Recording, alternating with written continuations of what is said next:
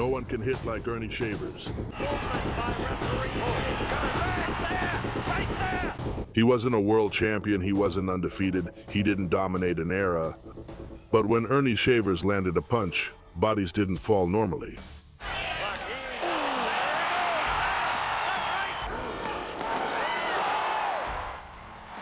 He was even accused of causing Muhammad Ali's brain damage.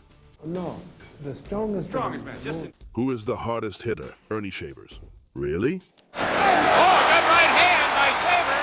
Now hanging on. Even hurting Rocky Balboa himself. He hits me and leaves me dazed. He was the man nobody wanted to face, the hardest hitter in history. Paying a price for it. They missed the very best. Norton down. Ernie Shavers wasn't trained in elite gyms. He grew up in a tough environment where physical strength was part of daily life. When he started boxing, something became clear very quickly. He hit differently. He didn't need volume. He didn't need long combinations. A single punch from him was enough to change a fight. His knockouts weren't spectacular, they were unsettling. By 1976, Ernie Shavers was no longer a rookie. He came into that year with a record of 51 wins, 5 losses, and 1 draw. He wasn't a world champion. He wasn't the face of boxing. But within the heavyweight circuit, he was already known for one thing. He hit really hard. The fight against Henry Clark wasn't an introduction. It was a rematch. Shavers had already beaten him once by decision, but that night in 1976, he wasn't interested in scoring points again. From the moment the bell rang, Shavers came out with everything. He didn't measure, he didn't study, he didn't hesitate. But not all that stiff in the punching power. He's on your left, and on the right is Henry Clark at about 2. Well, without question, and I do know one thing about Shavers, it's a front that way, behind. Did he ever lay that? Ooh. We're going to have to see what happens tonight. Clark looks like he's handling pretty well. Takes that right hand high, but doesn't. He pressured Clark throughout the entire round, pushed him back, drove him against the ropes, and kept him trapped in the corner for a good part of the round. From San Francisco, California. Ernie Shavers, by the way, is from War. Comes out with a light jab. He hasn't thrown much. He's been mostly on the defense in this round, but he tires. Because you can see his upper body. He's built extremely strong. And on the far side now. It wasn't fine boxing, it was pure strength moving forward. The second round didn't change anything. Shavers came out aggressive again, pushed Clark back into the corner again, and trapped him once more. I guarantee you that. Knockout Shavers. Round 2. Now let's the strongly. And the big right hand is that one right there, is that Ernie Shaver trademark. Combination by Shaver, still not. Henry in a little bit of trouble. Looks like most of them are not landing, but a few are. You can see the hurt by a hit on the back of the head with that shot. Take a look, Shavers. We'll see if he's a finisher or not. Henry is back in his own corner, and it has been. And this time, the punishment was such that the referee had no choice. He stepped in and stopped the fight. It wasn't a spectacular knockout. There was no dramatic fall, but the message was clear. Shavers was no longer fighting to win decisions. He was fighting to finish fights. And from that moment on, his name started to sound different. Not as a champion, not as a stylist, but as the guy you didn't want pressing you into a corner. That fight didn't make him a legend, but it marked the exact point when people started taking his punching power seriously. And that's how he would continue, knocking out his next 2 opponents.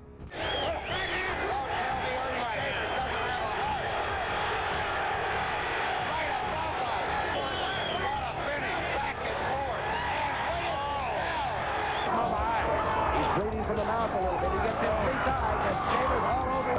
Maybe if he can survive this first one, he'll be all right. Right hand to the body now. Oh, and a right hand on the button. Smith is out on his feet. Uh-oh, now he's stumbled. He is out on his feet. In 1977, Ernie Shavers had the kind of opportunity that defines a career. He would face the man who at that time, and even today for many, is considered the greatest boxer of all time. Muhammad Ali. He wasn't the young Ali, he wasn't the invincible Ali from the 60s, but he was still the champion, the biggest name in boxing, the man who had survived impossible wars. against the ropes. Ali in total. The first knockdown of the fight. He took the mandatory. Before the fight, few saw Shavers as a real threat. He didn't have the technique of other challengers. He didn't have the style. For many, he was just a puncher. But from the first rounds, the fight didn't go as expected. Right hand, but it was Muhammad Ali in round one. He's not done much dancing. May not have been trying to knock him out. Ali's throwing a big flurry here, but none of the punches are going through. While Ali tried to control the pace, Shavers landed the clearest and heaviest punches, not in volume, but in impact. The master. Oh, good right hand by Shaver. Ali is hanging on. That might have hurt more than he can follow up immediately. Ali is hurt. The champion is hurt. Second round. That was the Gracie being the old man before the fight tonight. I think it's because Well, they're all in the gloves, closing seconds, but 4 or 5 times if Ali, after being stunned, might try to box him, make him go farther. For many observers, Shavers was hitting harder and taking less damage. Every time he found an opening, his punches shook Ali in a disturbing way. see here in this round, Ernie is definitely in very good shape. Break!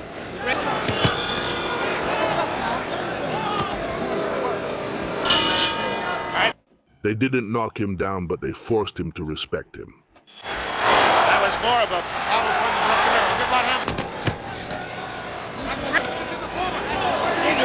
As the rounds went by, the debate started to take hold. Some saw Ali boxing better, and others saw Shavers doing more real damage.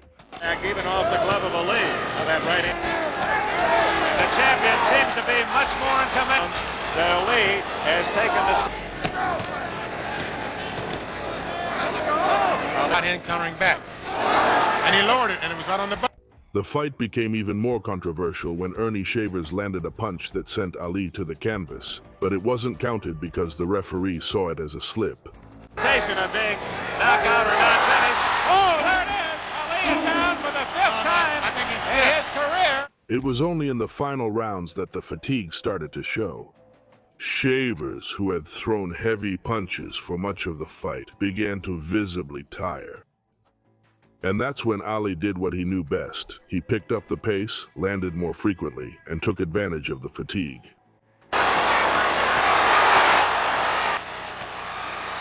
definitely hurt. 3 minutes. Good right hand by Shavers. Good right hand. In those final moments, Ali was clearly superior.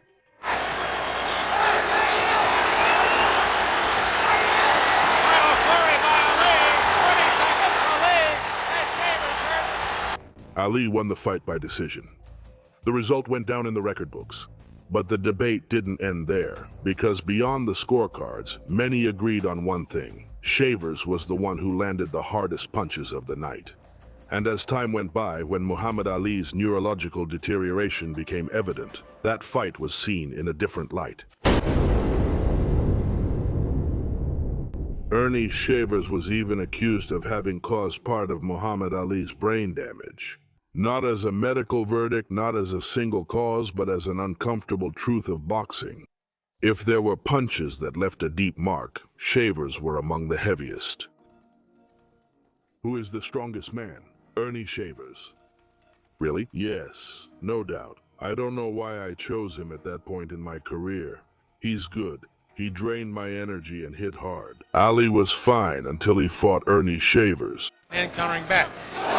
And he lowered it, and it was right on the butt. And I blame Ernie Shavers. I know I shouldn't, but I understand that if he hadn't hit him like that, he would be fine. He wouldn't have been so beaten up. Do you think Ali's Parkinson's is a consequence of that? Yes, I believe so. And that wasn't the most disturbing part. Muhammad Ali wasn't the only champion who said he felt something different when Ernie Shavers landed a punch.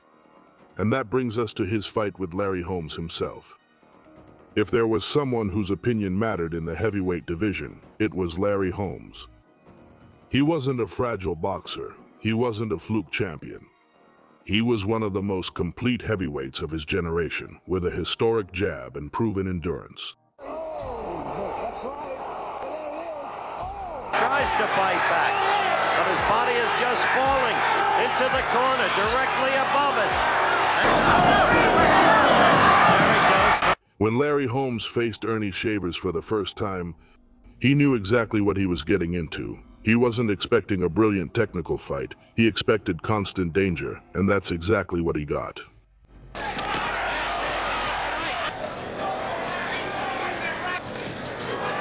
Shavers with corner of the screen. Quick-handed flurry.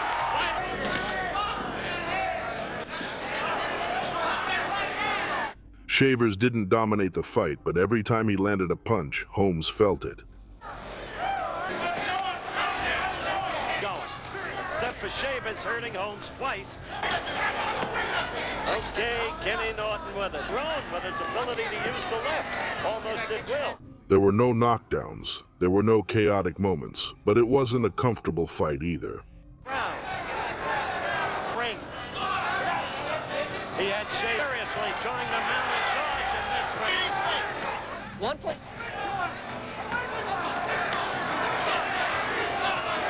Holmes had to box with extreme caution, use the jab non-stop, keep his distance, and not make a single serious mistake. Ernie missing, but his knew how to fight his way out of it. Ernie did get a right in that time. He was told by his... No way, big guy. Come on, Dan. Holmes still appears fresh. Coming to now.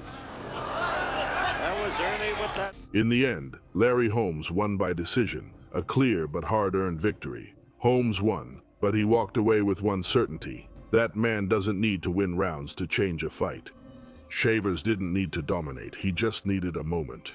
Ken Norton wasn't just any heavyweight. He had knocked out Joe Frazier. He had broken Muhammad Ali's jaw. He was one of the toughest men of his generation. If anyone could withstand dangerous punchers, it was him. Inch taller. Down at the bell. When Norton faced Ernie Shavers in 1979, no one expected a quick ending. The idea was clear, two strong men, a tough fight, but that night things got out of control. You are familiar with Kenny's style. Immediately, Kenny's backed against the ropes and Shavers tries to take off on. That's his strategy. Well, yeah. Shavers didn't need time. In one of the first exchanges, he landed clean. Oh, Norton's in trouble. Shavers scored heavily with a left. Norton's head went back.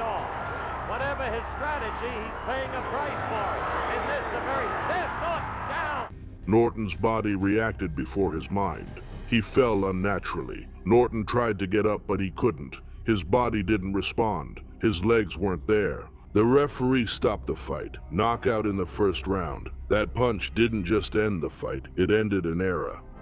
Ken Norton was never the same boxer after that night. He fought again, yes, but something had broken. The assurance, the resilience, the confidence.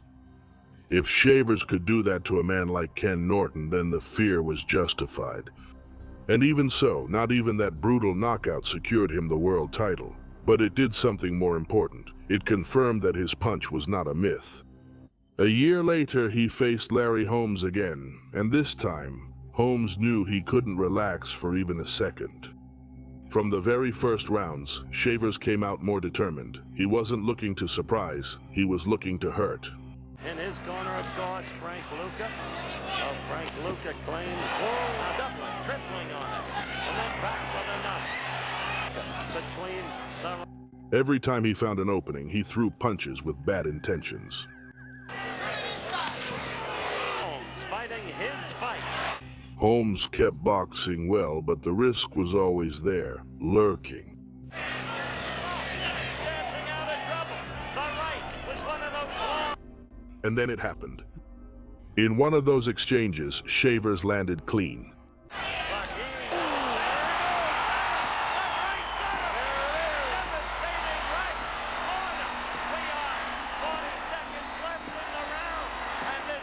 It was a single punch. Holmes went down. It wasn't a slip. It wasn't an exaggeration. It was a real knockdown caused by Shaver's pure power. During those seconds, everything hung in the balance.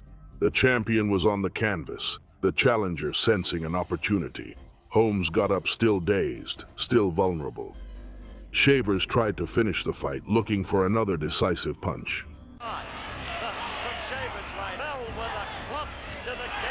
But this is where the difference between power and control emerged. Holmes held on, moved around, clinched when necessary, and survived. I can't believe they met, but look at Holmes. As the rounds went by, the pace started to change. Shavers had spent a lot of energy trying to finish the fight. Holmes gradually regained control, returned to the jab, returned to movement, returned to intelligence. The threat was still there, but it was no longer constant. Ernie, how much more? There's a wild right. He is just blinded. He's now taking, he's looking that right, and that right, and the uppercut, the right and the left uppercut. However, when Holmes smelled blood and thought he had him, he got careless, and Shavers didn't miss the opportunity. Goes upon him, but Ernie, as he staggers there, head going down. No movement by referee. He's coming back there, right there. Shavers incredibly. Holmes survived again. Larry Holmes regained control and kept pressuring Shavers, who had an Achilles heel. He's cardio. 18 seconds to go. They two have prepared the cut. Win this fight. That's it. It's stopped by Dave Kerr. It's an 11th round. Larry Holmes had not only achieved victory by technical knockout, he had survived one of the most dangerous moments of his entire career. After facing him twice, Larry Holmes was blunt. He didn't speak as a fan, he spoke as a champion, admitting that Shavers was the hardest puncher he had ever faced. Ernie Shavers is the guy who hit me the hardest. He hit me and said, "Good night." Holmes had fought everyone and still, he didn't hesitate. The most revealing thing wasn't the knockdown, it was the lasting respect. Holmes never underestimated Shavers, never treated him as just a challenger, always spoke of him as a real threat, even after beating him twice. And when a champion who beat you twice says that no one hit harder, the debate is over. And it wasn't just Muhammad Ali and Holmes who said it. The best punchers would be George Foreman and Ernie Shavers.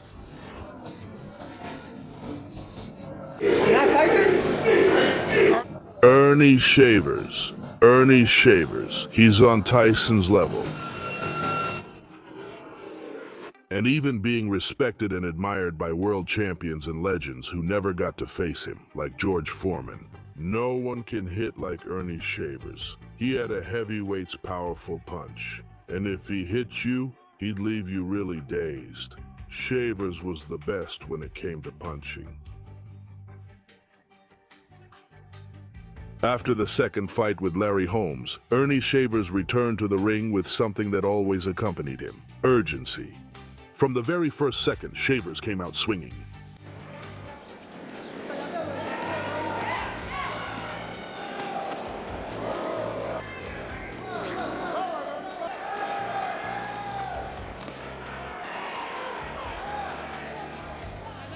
He didn't hold back. He didn't hesitate. He punished Bernardo Mercado hard, pushed him against the ropes, and bombarded him with heavy punches.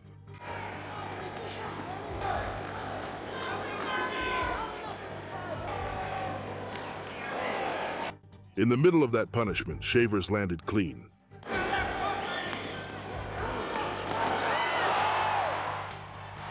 Mercado went down. For a moment, it looked like the end, the kind of scene Shavers had repeated throughout his career. But Shavers smelled blood. Rather than pacing himself, he went all out.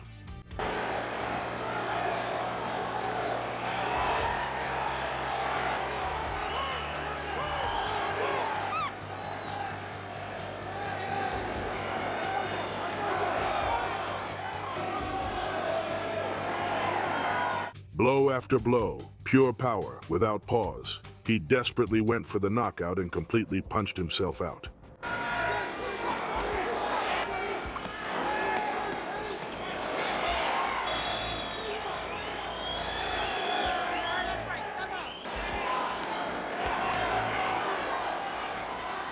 Mercado held on, covered up, endured, survived the worst moment, and when Shavers started to run out of steam, the fight changed.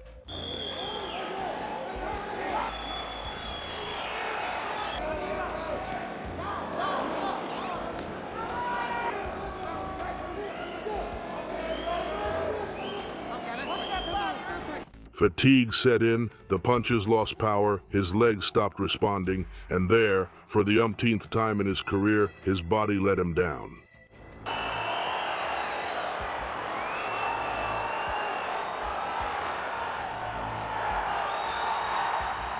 Shavers lost by technical knockout. That fight summed it all up. The punch that could finish anyone, and the limit that always caught up with him if he didn't get it done in time. In the early 80s, while Rocky III was being filmed, Sylvester Stallone wanted to take realism to the limit.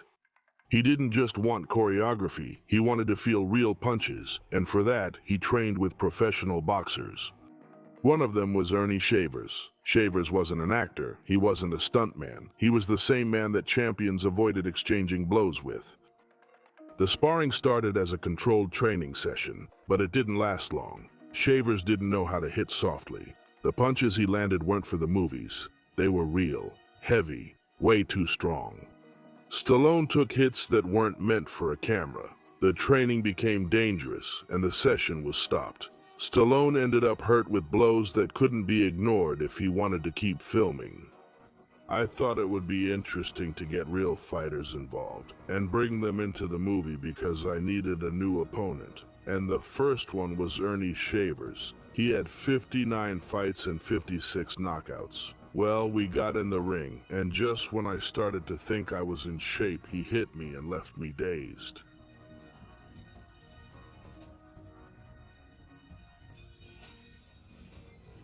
He gave me a concussion. There was something written on the back, and it said, "Save my boy, save my boy. He's a professional, he's great. He hit really hard, so I looked for someone easier." After that kind of sparring never happened again, and that was the pattern throughout Shavers' entire career. The context didn't matter, the stage didn't matter. When he landed a punch, it was too much. And that was the fate of his next opponents. This could hurt Sims. There he goes. There he goes. There he goes. Sims is sent down on the Sims is down. Good uppercut. Body shot. I think that's shot. It's going to be stopped. Hold it. That's enough. The fight is over. Shavers is the winner by a knockout after almost being out. Being historically, Larry. Left-handed, a right-hand stun button. Shavers took a left. Ernie Shavers was never a world champion, but he changed something more important. He made champions afraid to trade punches. Muhammad Ali felt it. Larry Holmes said it without hesitation. Ken Norton went down. When Shavers landed, it wasn't technical boxing. It was real damage. He never had the control to dominate an era, but he had something no one else had, the punch that could change everything in a second.